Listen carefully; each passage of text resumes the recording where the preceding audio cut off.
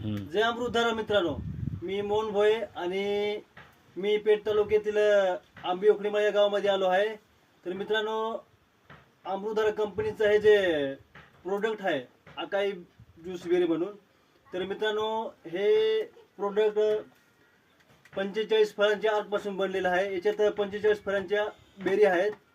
तर मित्रांनो, खरं सांगायचं ठरलं तर ह्या औषधावरती माझा सुद्धा विश्वास नव्हता.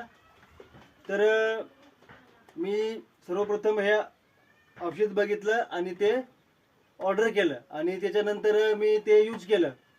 माझी जी आई आहे ही, ह्या आईला मी हे औषधं दिलं तर तिला ह्या औषधापासून खूप असा रिझल्ट मिळाला आहे.